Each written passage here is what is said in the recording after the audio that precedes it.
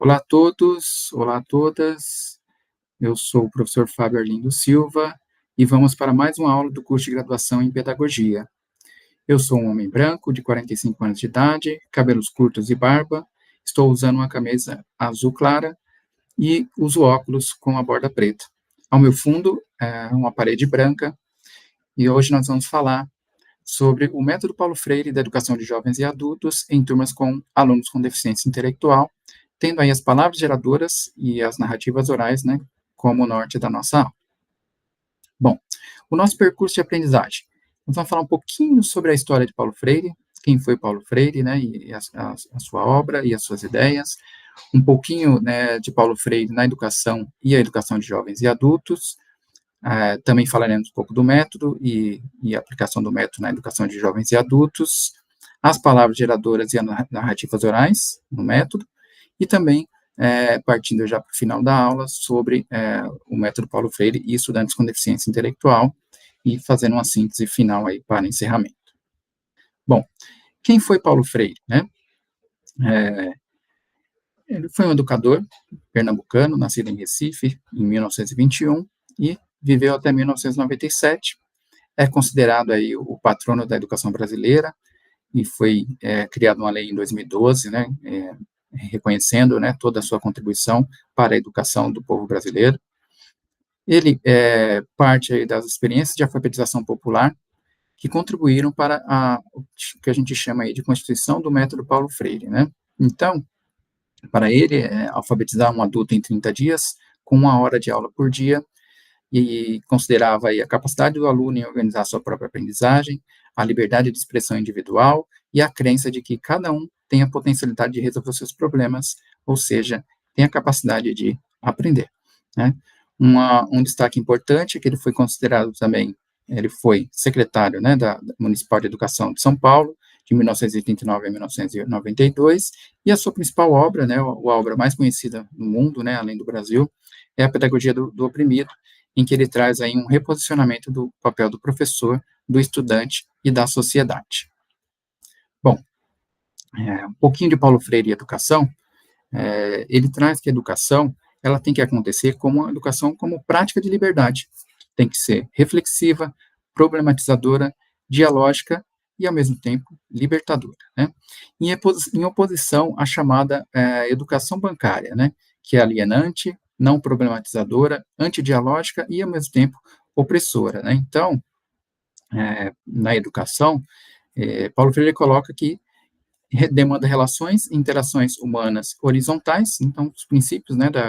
das suas proposições, eles estão baseados aí nessa educação para a liberdade, em que considera que as relações são horizontais e são alicerçadas pelo respeito, pelo conhecimento do outro, como sujeito na própria história, né, da cultura, da política e, por consequência, do processo educativo. Então, para Paulo Freire, a educação é um diálogo, né, baseada no diálogo, com vistas à autonomia e o exercício da conscientização sobre si, sobre o mundo, e que o liberta dessa visão fatalista da sociedade, dessa relação entre opressor e oprimido, na chamada educação bancária, né? Então, a educação, né, para Paulo Freire, ela é considerada já, né, uma educação inclusiva e construtiva de uma consciência ampla e real do mundo que nos cerca, né? E essa relação, né, desse conhecimento e essa consciência do mundo é que vai nos levar aí a uma educação para a liberdade, né, ou uma educação libertadora, né? No contexto da educação de jovens e adultos, né, é importante a gente trazer que o contexto histórico em que vivia Paulo Freire, né, lá nos anos 40, 50, 60, né, é um contexto de desigualdade social, econômica e cultural e altos índices aí de analfabetismo entre jovens e adultos, né? Então, Paulo Freire é considerado um educador inclusivo, e ele considera aí a diversidade das visões de mundo dos sujeitos envolvidos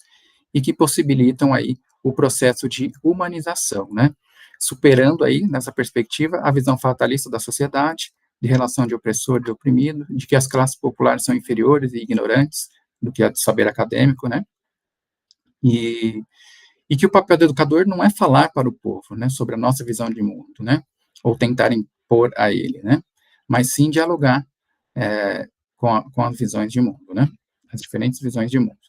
Então, para Paulo Freire, trazendo um um trecho aí da sua obra, né, ninguém educa ninguém, ninguém educa a si mesmo, os homens se educam entre si, mediatizados pelo mundo, né, então, e essa educação proposta por Paulo Freire, né, as pessoas se educando entre si, os homens se educando entre si, era baseada aí no diálogo, né, entre os sujeitos envolvidos no processo de ensino e aprendizagem, o professor e o aluno, né. Então, diante disso, né, na educação de jovens e adultos, né, é importante a gente trazer a, a relação do professor e do aluno, né, no processo educativo, né, que ela passa a ser uma relação de diálogo democrático, construtivo e inclusivo ao mesmo tempo, com vistas ao empoderamento, à autonomia e à emancipação do sujeito. Então, Paulo Freire coloca que é uma relação de um novo pensar da educação, né, esse novo pensar é baseado aí na relação de comunicação existente entre o educador e o educando. E essa comunicação, esse diálogo, essa possibilidade, né, de conhecimento e reconhecimento do sujeito educando, né, como ser pertencente a este mundo, né, ela vai trazer o que a gente coloca, que a gente pode colocar aqui como reabilitação do educando adulto, né, então como reconhecimento da sua cultura, dos seus valores, né, e vai valorizar, vou colocar aqui o lugar de fala desse educando adulto, né, trazendo as suas experiências, as suas vivências, a sua vida cotidiana, e essa reabilitação e essa valorização, ela é potencializada pelas narrativas desses estudantes, pela sua própria construção. E no método Paulo Freire, é a partir dessas narrativas que a gente tem a construção aí dos temas geradores. Bom, agora falando um pouquinho do método Paulo Freire e da educação de jovens e adultos, né, dando sequência à nossa aula, é importante a gente colocar que a filosofia do método de Paulo Freire é uma filosofia de reposicionamento da sociedade, né? Então, é um reposicionamento no sentido de quê? Da gente superar aquela educação bancária ou repositória ou uma educação de transmissão de conhecimento, né, de hierarquizada entre professor e aluno ou verticalizada e partir para uma educação tida como libertadora, democrática, baseada no diálogo e horizontalizada, né? Já começa na relação de como o Paulo Freire vê a sala de aula, né? Então, para ele, né? Então ele coloca o que ele chama aí de círculos de cultura. Então, o momento, né? A sala de aula, né? Não, já passa a ser um outro momento diferente, né? Como com o círculo de cultura, diferentemente daquela posição tradicional de uma sala de aula, né? O método é baseado, né, na investigação, na tematização e na problematização desses temas, a partir principalmente aí do que a gente chama aí de palavras geradoras da vida cotidiana, do dia a dia do sujeito, do trabalho, da vida adulta, da vida em comunidade e da vida em família, como ponto central para a construção do método. E Paulo Freire também utilizava, né, nesse momento, né, no seu método, as chamadas multimídias, não as multimídias que a gente tem hoje, mas as que tinham no momento, né, cartazes, figuras, desenhos, slides, entre outras coisas. Bom, e as palavras geradoras, né, o que vem a ser as palavras geradoras, da onde elas partem, né, então elas vêm a partir do universo dos educandos, e elas são, né, a partir de uma seleção de algumas palavras, base para a aprendizagem desses próprios educandos, né, utilizando aí as multimídias, como a gente já colocou anteriormente, e é realizada aí uma discussão para a significação da realidade daquela turma e a realização, né, uma releitura do próprio mundo, né, então, as narrativas, né, desses estudantes, né, elas têm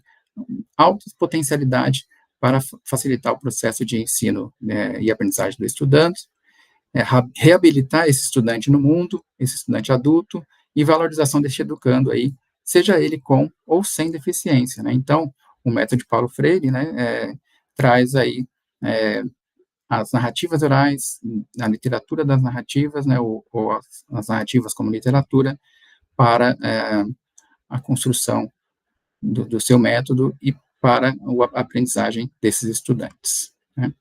Então, essas narrativas orais, né, no universo da educação de jovens e adultos,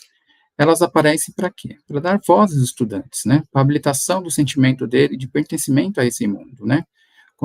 seja ele aí com ou sem deficiência. Como eles sabem narrar essas histórias, né, suas próprias histórias, como eles podem falar, se colocar, o que acontece quando eles conseguem narrar a própria história, né, como essas narrativas vão fazer surgir os temas geradores, as palavras geradoras trabalhadas em aula, né. Então, essas narrativas, elas vão impulsionar os temas geradores, fazendo com que o educando possa rever o próprio percurso. E a literatura, nesse sentido, ela vai aparecer aí, né, como construção de história pelas narrativas orais, ela vai impulsionar o educando para essa reabilitação do educando adulto na sociedade, né. Bom, trazendo aí um pouquinho dessa questão da literatura, né, e as narrativas orais, eu deixo aqui a sugestão de leitura do livro Enquanto os Dentes, né, do de Carlos Eduardo Pereira, que traz aí um pouquinho dessa construção dessas narrativas, né, do estudante, de uma pessoa com deficiência se reposicionando no mundo